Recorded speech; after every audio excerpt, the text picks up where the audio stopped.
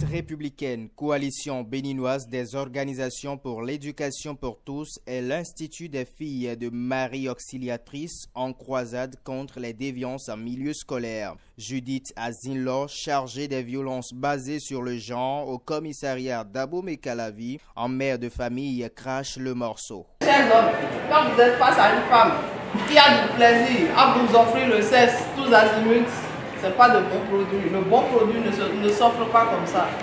Le bon produit, on tacle ça, on négocie ça, on se chine pour ça. Et là, le jour où vous allez là, vous pouvez faire un recto verso très bien. On n'arrive pas à ce recto verso très bien si déjà la jeune fille fait voir les images de ses parties intimes à son camarade. Sans tabou, tout se dit.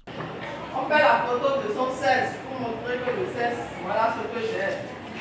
Sans vous mentir, chère femme, si vous avez ces habitudes-là, il faut les manger, ça ne sert à rien. Les sexes, il y en a de toutes les formes, de tous les calibres, de tout type d'arômes. Donc ce que vous lui envoyez là, sans vous mentir, il a déjà vu mieux que ça. Vous ne lui envoyez rien de nouveau, quoi. C'est un plus, vous enrichissez son album, c'est tout. Mais si vous n'aviez pas l'habitude de lui envoyer ces photos-là, et s'il il nourrit toujours l'envie d'aller découvrir ça, ça veut dire systématiquement il vous respecte.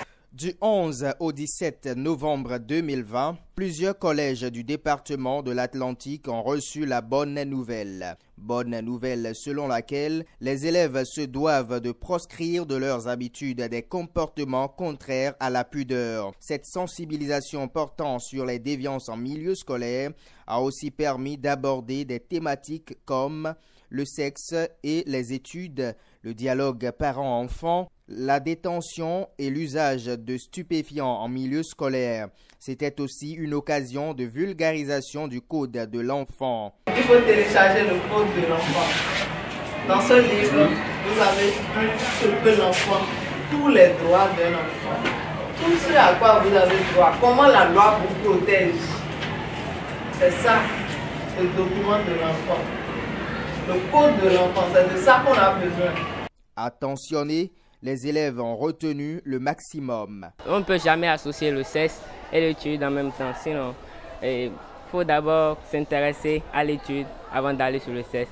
Le sexe, ce n'est pas un sujet tabou et il faut demander des conseils aux parents à la maison et entrer dans le dialogue parental chez le parent à la maison, dans chaque famille. Je n'entretiens pas de relation et de dialogue entre ma mère et mes parents et moi.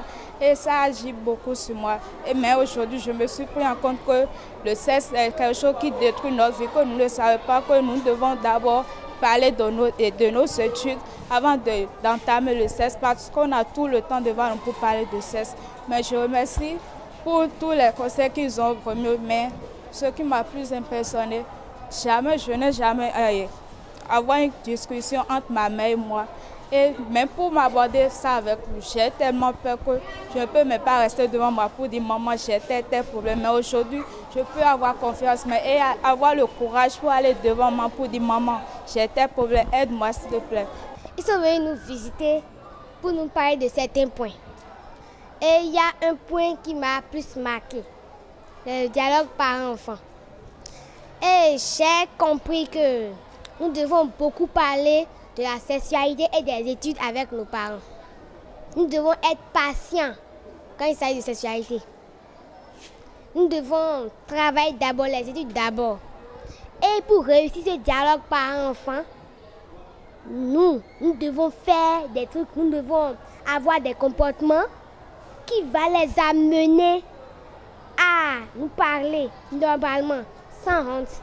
Puisque ces derniers temps, oui, on ne doit parler de sujets tabous. La sexualité n'est plus et ne doit plus jamais être un sujet tabou. On doit pouvoir parler de ça avec nos parents tranquillement, normalement, sans aucune honte. Et être sûr que nos parents pourront nous répondre. Parce que s'ils ne nous répondent pas, on peut après parler à nos amis qui vont nous induire en erreur. J'ai vu des cas à la télé une fois. Il y avait une fille qui disait qu'elle voulait parler de sexualité avec sa maman et sa maman l'a rejetée. Elle allait parler ça à une de ses amies Et son ami lui a dit, il faut avoir un copain. Si tu n'as pas un copain là, tu n'es rien. Tu n'es pas une fille si tu n'as pas un copain. Donc tout ça là a fait... Et la fille a induit son ami en erreur. Si bien que son ami est tombé enceinte plus tard. Donc, il faut... Vous avez l'habitude d'avoir ce genre de dialogue avec vos parents? Oui, mais c'est un peu difficile. J'ai souvent peur de parler avec mes parents. Surtout quand c'est papa. J'ai souvent peur. Mais je pense que maintenant, j'ai la certitude de pouvoir parler avec eux. Sans problème, oui. La peur de discuter des sujets sensibles avec sa mère est du passé. Plus de sujets tabous, plus de sexe, priorité aux études. Il est vrai que certaines habitudes étaient adoptées avant, mais après cette sensibilisation, nous pouvons aussi sensibiliser d'autres élèves pour pouvoir corriger certains défauts que filles et garçons font à l'école aussi.